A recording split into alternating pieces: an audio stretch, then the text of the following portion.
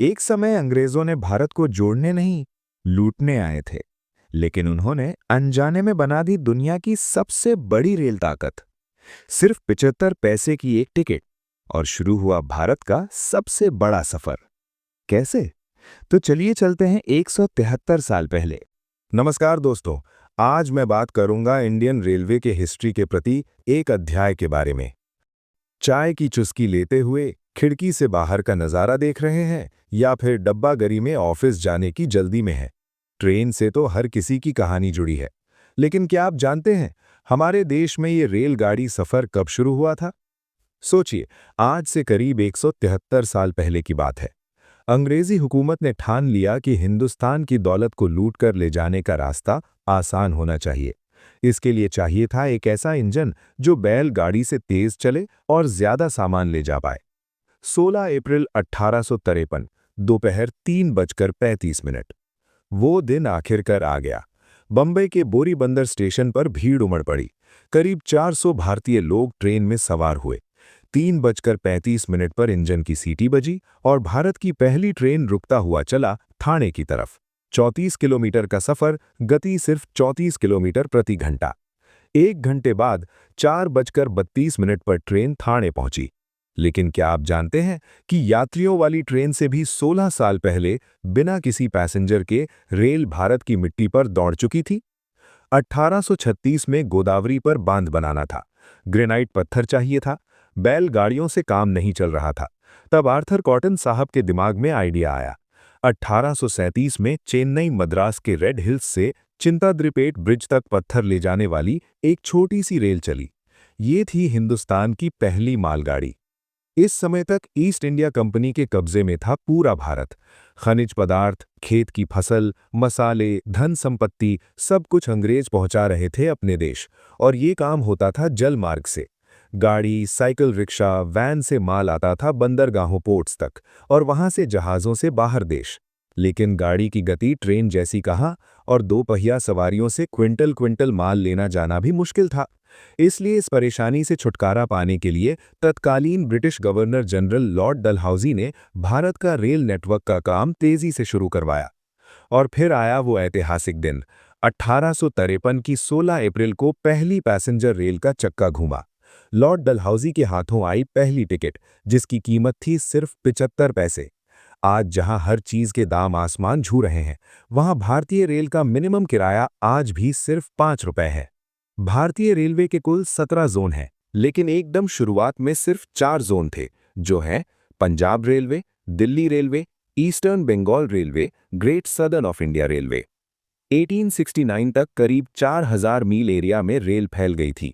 लेकिन rail line बिछाकर train चला दी, यही काफी नहीं। यात्रियों की सुविधा के लिए 1890 में ट्रेन में बाथरूम बनाए गए।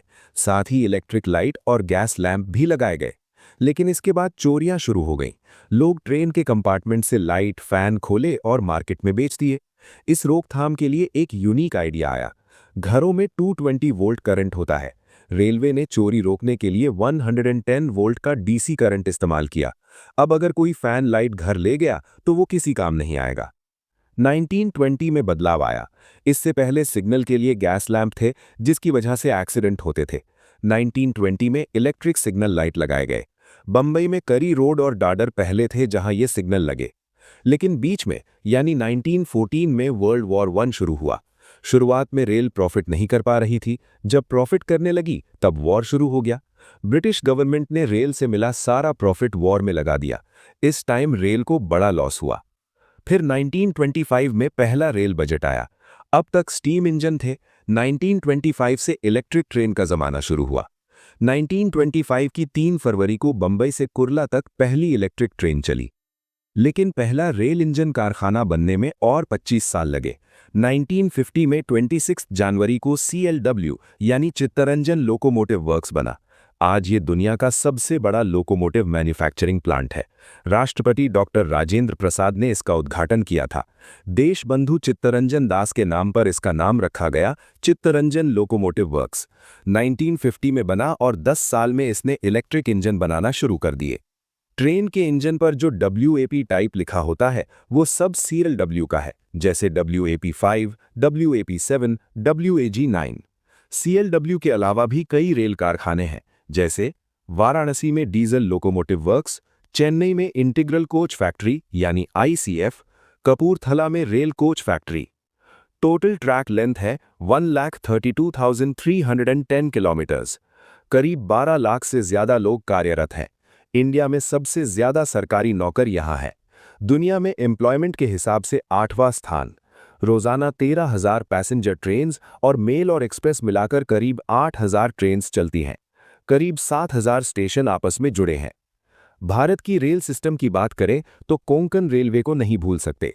760 किलोमीटर लंबा ये रेल मार्ग भारत का इंजीनियरिंग मार्वल है।